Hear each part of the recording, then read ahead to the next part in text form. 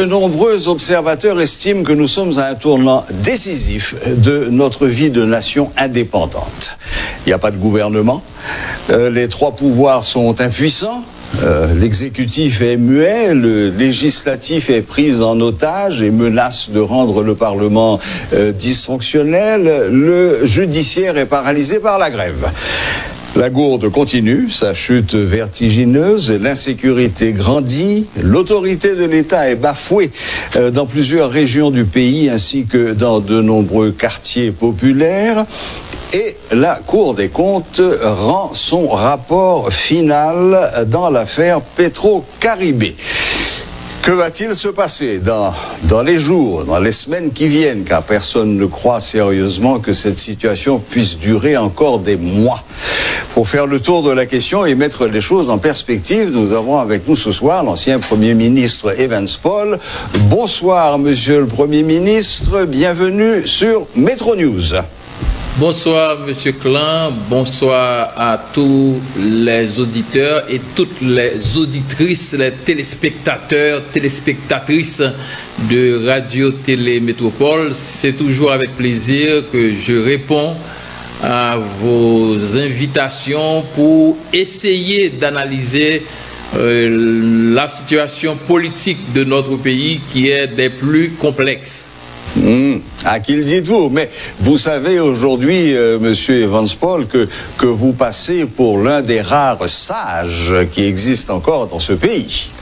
Eh bien, il faut faire l'effort de garder l'équilibre. Nous avons besoin de la sérénité et c'est justement ce qui manque dans l'évolution dramatique de la situation générale de notre société. Et Monsieur Paul, commençons si vous le voulez bien par la menace que font peser quelques 70 députés de rendre la Chambre basse et donc le Parlement dysfonctionnel, sachant que le Sénat est déjà rendu dysfonctionnel par 4 sénateurs. Comment voyez-vous cette question? Quelles peuvent être les conséquences d'une telle action? Bon, je dirais qu'il y a une certaine confusion. Ce mécanisme ou cette stratégie a été annoncée par le président de la Chambre des députés, Monsieur Garrigue-Boulot, oui. Vite dénoncée par beaucoup de députés qui font partie de la majorité. Alors ce que je pense, même s'il y avait ce projet sur le tapis, mais paraît-il qu'il est très difficile de l'appliquer vu le dégât que cela a déjà produit dans l'opinion. Vous parlez de dégâts produits dans l'opinion, à quoi faites-vous allusion? C'est-à-dire, c'est une manœuvre qui est très mal perçue par l'opinion, c'est une manœuvre qui est dénoncée par beaucoup de députés qui sont censés concernés. Alors je ne pense pas qu'on peut continuer sur cette voie. Je ne pense pas non plus que ce soit la meilleure façon de gérer la situation. Les députés sont responsables devant leur mandat. Ils sont responsables devant le pays. Ils doivent assumer la responsabilité de gérer la situation et justement de trouver une voie raisonnable pour apporter les solutions adéquates à la situation déjà très complexe que nous vivons dans cette société. Oui, d'autant plus qu'ils étaient censés confirmer cette décision par une lettre officielle et que cette lettre officielle tarde à venir. Je pense que c'est très difficile d'aboutir à une décision pareille et paraît-il que la stratégie de fuite en avant n'a pas servi à cette dynamique. Bon, écoutez, on va fermer cette parenthèse. De toute façon, rien n'est encore fait. Ce ne sont que des menaces. Venons-en maintenant au gros dossier de la semaine. Attendu depuis longtemps, la Cour supérieure des comptes a finalement rendu son rapport final sur la question Petro-Caribé. Maintenant, à entendre et à lire les premières réactions, il semble que toute personne indexée à ce dossier sont déjà coupables dans l'opinion publique. Ça, ce n'est pas la démocratie. Je pense qu'il y a un bon côté de ce processus de recherche de la vérité sur la gestion des fonds de Petro-Caribé. Nous sommes au 4e rapport. Il y a eu 2 rapports issus du Sénat de la République. Exact. Nous sommes au 2e rapport de la Cour supérieure des comptes et des contentieux administratifs. C'est très bien, à mon avis. Il faut en prendre acte. Je pense que c'est l'un des aspects positifs dans la politique haïtienne. Il y a une certaine dynamique démocratique. Le fait qu'une institution indépendante est capable de mener une enquête en toute indépendance et d'arriver même à épingler le président de la République. Alors, comme personne n'est au-dessus de la loi, le président a l'obligation d'y faire face. De la même façon que la démocratie permet à une institution indépendante comme la Cour supérieure des comptes d'enquêter sur n'importe quelle personne, quel que soit son titre ou sa position, mais c'est la même dynamique démocratique qui donne le même droit aux personnes épinglées de se défendre. Un rapport n'est pas un acte de condamnation. Le rapport rentre dans un processus. Il va falloir que les autorités compétentes au niveau de la justice, au niveau du cabinet d'instruction, prononcent le mot du doigt. Et ça fait partie d'une procédure qui sera assez longue. Bien sûr. Maintenant, une petite parenthèse, Monsieur le Premier ministre. Kessler Farrell a fait cette réflexion que ce scandale se produisait dans le pays.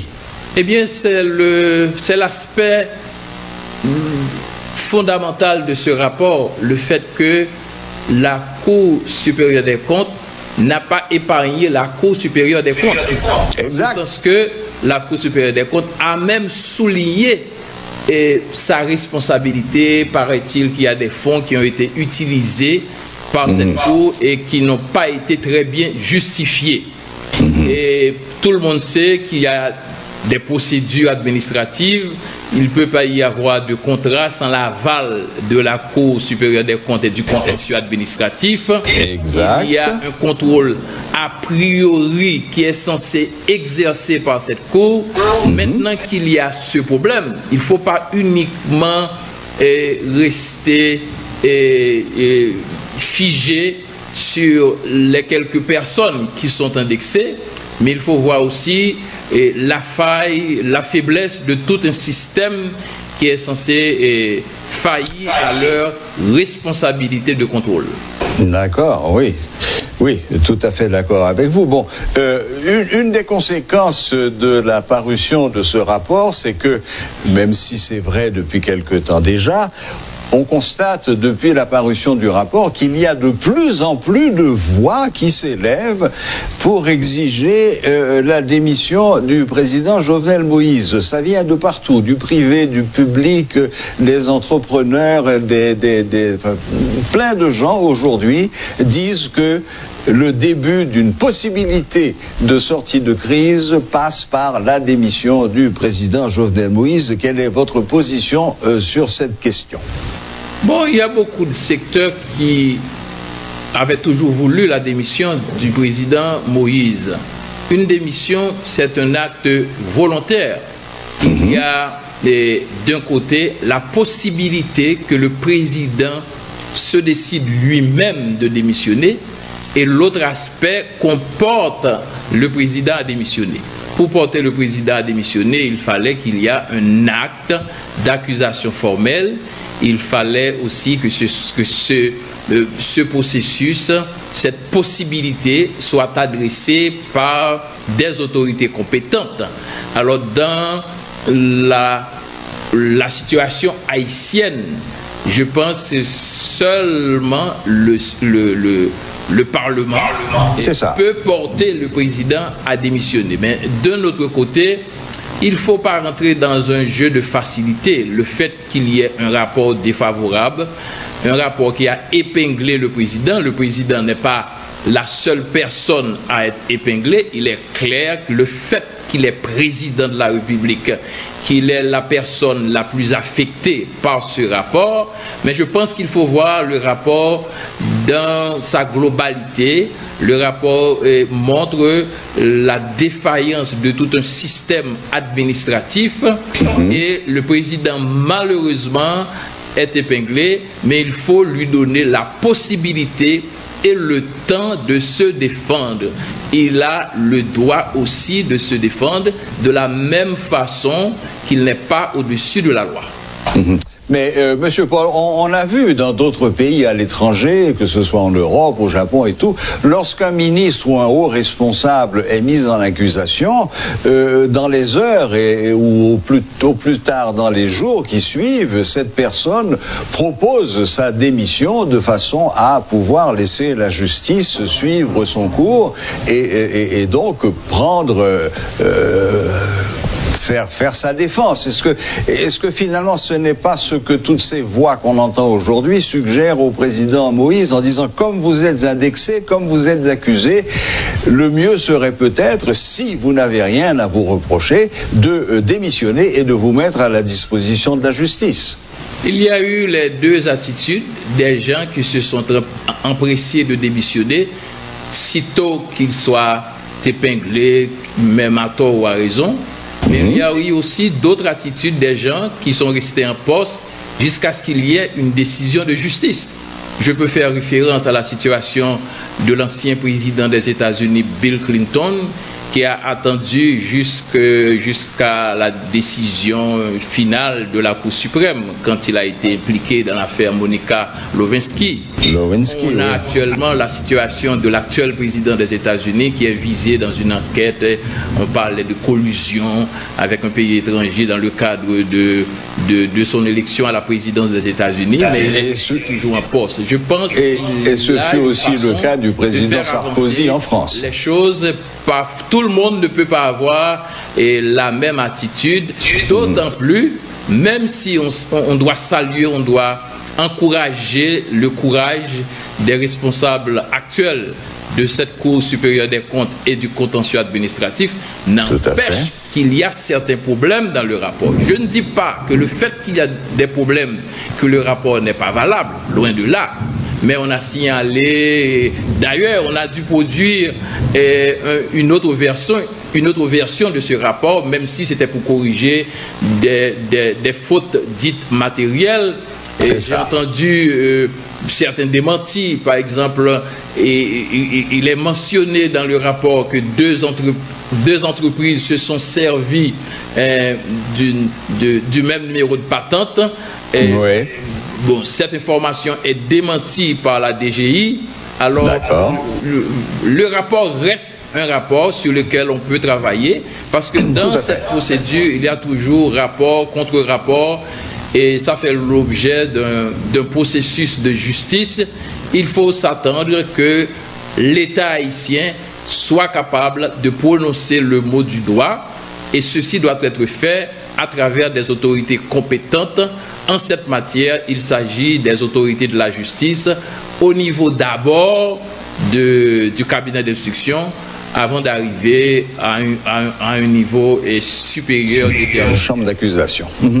Ok, alors maintenant, Monsieur le Premier ministre, pour terminer, je vais vous demander à vous personnellement, au sage que vous êtes, comme je le disais tout à l'heure, qu'est-ce que vous personnellement vous préconisez? Quelle solution préconisez-vous là aujourd'hui dans l'état actuel des choses pour que on puisse amorcer une certaine sortie de crise? Moi, je pense que la rue a fait son travail. Il appartient aux institutions d'assumer leurs responsabilités, d'assurer le suivi. On ne peut pas organiser un procès dans les rues.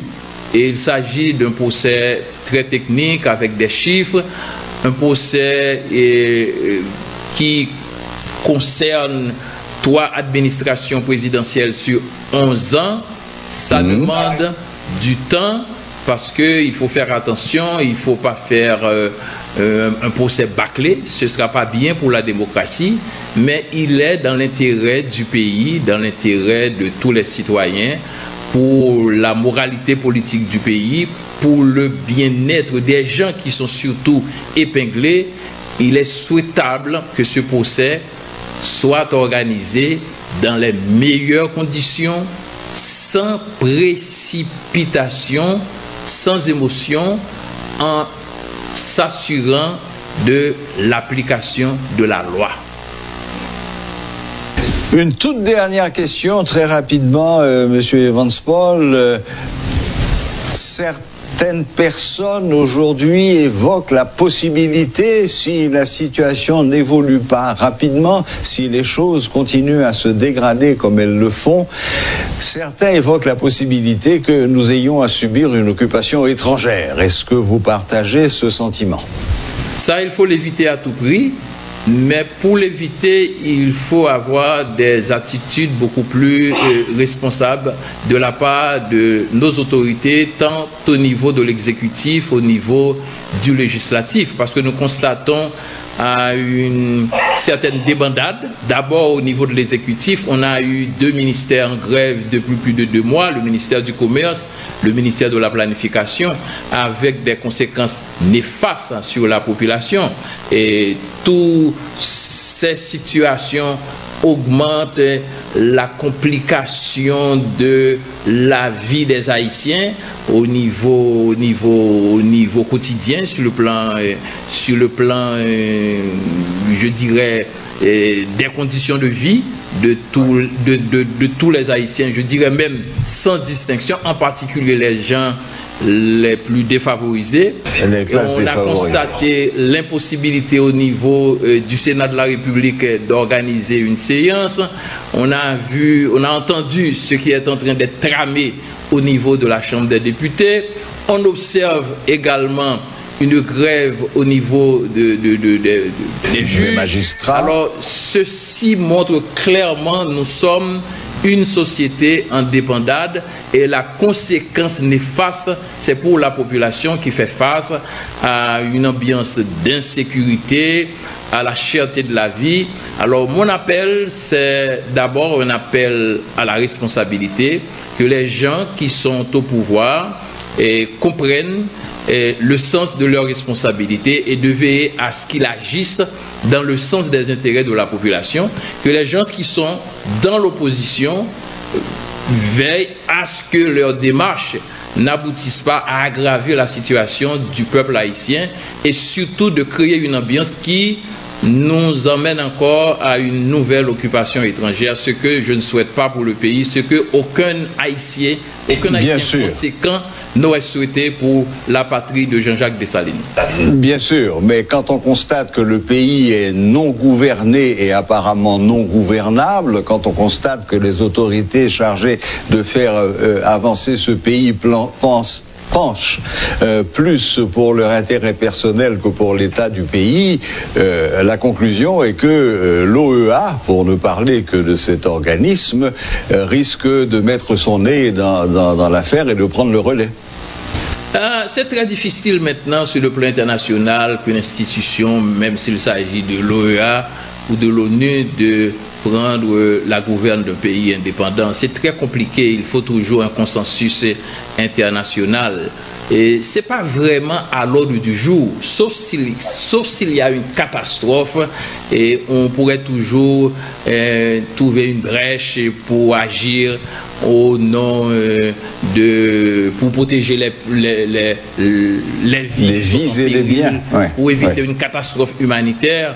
Alors nous sommes dans déjà dans une sorte de catastrophe humanitaire, le fait que la plupart des Haïtiens ne peuvent pas manger à leur faim, le fait qu'il y a une ambiance totale de confusion, il y a une perte de confiance dans l'État, dans le pays.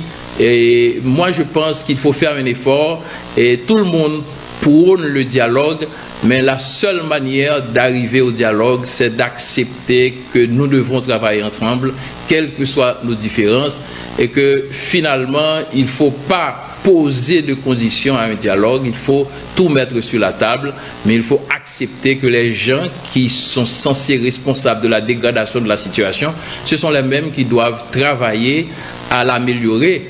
Alors si je dois terminer avec une phrase que tout le monde peut comprendre, équipe qui prend goal là, c'est Ligue de remettre goal là. Très, très bonne conclusion, Monsieur Evans Paul, et nous allons donc conclure sur ces paroles de sagesse. Merci infiniment d'avoir accepté de nous parler ce soir, et bonne fin de soirée. Merci et à bientôt. À très bientôt, Monsieur le Premier ministre. Voilà, c'était l'ex-Premier ministre Evans Paul qui donnait son sentiment sur la situation et plus particulièrement sur deux aspects, sur le dysfonctionnement du Parlement, sur la publication du rapport de la Cour supérieure des comptes et les conséquences que ça peut avoir dans les jours qui viennent. Deux députés dénoncent les dérives qui se sont développées au sein des institutions haïtiennes depuis la fin des années 80. Rolf Papillon, député de Corail, et Price Sipien, député de Thomazeau, ont parlé de comédie pour décrire les événements qui se sont déroulés la semaine passée au Sénat. Ils déplorent une faiblesse dans les règlements intérieurs des deux chambres qui transforment les parlementaires en intouchables. Le Parlement haïtien est au plus bas de son prestige. Et je pense qu'il y a des corps qui ne fonctionnent, qui n'existent, qui ne trouvent leur autorité que dans leur prestige. Et lorsque le prestige du Parlement est attaqué, comme ça a été le cas pour l'armée d'Haïti, on a vu tout de suite ce qui s'en est suivi. Donc cela m'attriste de voir cela. Mais ceci dit, je pense que la population, c'est-à-dire les électeurs, ne doivent pas complètement se décharger de la responsabilité parce que c'est une co-responsabilité. Les sénateurs, ils ont un comportement en bas, mais les électeurs qui ont choisi ces sénateurs-là, ils ont aussi une responsabilité. Et je pense que les sénateurs, en se comportant ainsi la dernière fois, ont franchi le Rubicon. Ils ont, pour moi, avili le Sénat à tout jamais et cette génération gardera pendant longtemps le souvenir d'un Sénat avili. C'est le triomphe de la médiocrité. Dans le temps, on parlait des honorables sénateurs, des honorables députés, mais ce qui s'est passé la semaine dernière ne fait pas honneur au Parlement. Je ne dis pas seulement au Sénat, mais au Parlement. L'aspect d'honorabilité a pratiquement disparu avec ces actes barbares que ces sénateurs, je ne sais pas, est-ce que c'est en vertu de la démocratie ou, comme disait le professeur Idi Ranaljan, de la voyoucratie qui s'est développée en Haïti depuis 1986. Donc ça, c'est incompréhensible. C'est incompréhensible et je pense que le jeu démocratique doit se faire à travers les échanges, à travers la parole, à travers les positions au niveau de la chambre à laquelle on appartient, mais pas ce qu'on a vu. Et puis là encore, c'est de l'irrespect pour l'argent des contribuables. Je pense que c'est l'argent des contribuables qui a permis de meubler le Sénat. Et puis quand on prend ça et on dit déjà que le Parlement est budgétivore, mais avec quoi on va remplacer ces meubles qui étaient en état et qu'on a écrasé comme on a vu. Le sénateur Sénatus a eu à dire que c'est pas du tout un problème. Il peut utiliser 2 mois de son salaire pour... Non, moi je pense qu'il faut cesser de faire des démagogies. Donc on est une institution, l'institution doit fonctionner en tant qu'institution. C'est une institution composée d'hommes d'État, on doit se comporter en homme d'État. Je pense que la population doit prendre note. Mais il y a longtemps qu'on a cessé d'être des hommes d'État. Il faut dire, maintenant il n'y a qu'un tas de petits hommes, et particulièrement, je dois dire à tous les niveaux, à tous les niveaux, que ce soit soit au niveau du Parlement ou au niveau de l'exécutif, on est en train de vivre des situations incalculables, des situations comme si on était dans des contes de fées. Donc moi je pense que la population doit prendre acte de ça, ceux qui vont voter, et je souhaite vivement qu'il y ait une meilleure législature pour la 51e, parce que ce qu'on a vu là, le dysfonctionnement de la Chambre, qu'on voit à l'œil nu, le dysfonctionnement de la Chambre, que ce soit du Parlement, que ce soit au niveau de la Chambre ou au niveau du Sénat, on ne fait pas une telle chose à un pays. Il faut respecter une nation quand même.